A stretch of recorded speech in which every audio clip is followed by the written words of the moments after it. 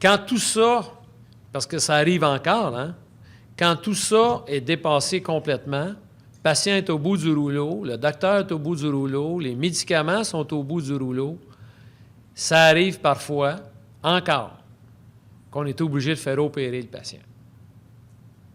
De moins en moins, parce que ces médicaments-là ont vraiment, là, mais nettement diminué le taux d'hospitalisation, nettement diminué le taux si vous voulez, de souffrance ou de morbidité, et ont nettement diminué également le nombre de chirurgies associées.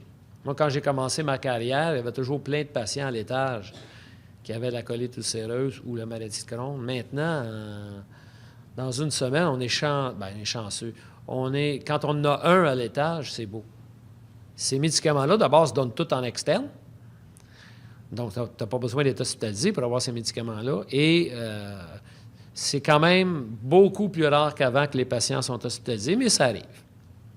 Colite dépassée, colite fulminante, etc. À ce moment-là, évidemment, il faut enlever tout le côlon. On ne peut pas enlever une partie de côlon là, dans la colite ulcéreuse. Ça ne marche pas, ça. Alors, c'est tout le côlon, mais la plupart du temps, c'est associé à ce qu'on appelle un réservoir. Puis là, il y a toutes sortes de techniques chirurgicales, là, mais c'est associé à un réservoir. C'est-à-dire qu'autrefois, c'était le fameux sac. Maintenant, le sac peut être temporaire, comme il ne peut pas y avoir du tout de sac. Là, ça dépend au moment de l'intervention.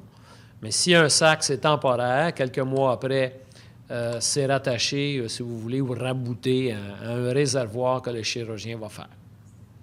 Okay?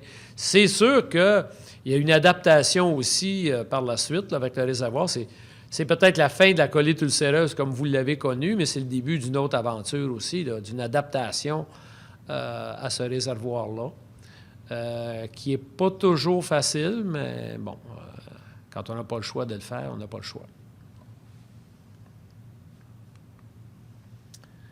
C'est évident aussi que le stress, les émotions, tout l'aspect psychologique peut avoir un certain rôle dans les poussées, hein, dans les poussées actives. Est-ce que c'est vraiment la cause? Souvent, les patients disent « Ah, là, il est arrivé quelque chose dans la famille, puis là, bien, tout de suite, c'est ma colite. » Je ne vous dis pas que ça ne joue aucun rôle. Je pense que dans toute maladie, ça va jouer un certain rôle, mais ce n'est pas le rôle majeur.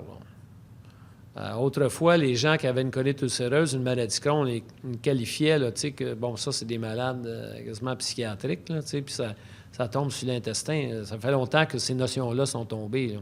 Ça n'a aucun rapport. Mais c'est sûr que dans toute maladie, cancer ou maladie inflammatoire de l'intestin, l'asthme, l'aspect psychologique a un certain rôle à jouer, ça, c'est certain. Ça, c'est certain. Les gens qui ont des crises, des poussées, qui travaillent, c'est pas facile de travailler, s'absentent de leur travail, peuvent perdre leur emploi, etc. C'est toutes des choses, tu sais, qui font partie de la maladie quand on dépasse juste l'aspect physique. Oups. Alors, je pense qu'il ne faut pas hésiter à chercher de l'aide quand vous avez ces maladies-là. Il y a aussi le site de la Fondation canadienne des maladies inflammatoires de l'intestin. Il y a la Société gastro-intestinale, Bad Gut Society. Des groupes de discussion, des groupes, comme il a mentionné. Alors, je pense qu'il ne faut pas hésiter, il ne faut pas rester isolé, puis juste en parler à son médecin, je ne sais pas, lors des visites médicales. Là. Alors, voilà pour la colite ulcéreuse. Ça l'a porté sur le diagnostic, sur les médicaments, les symptômes, l'aspect émotif.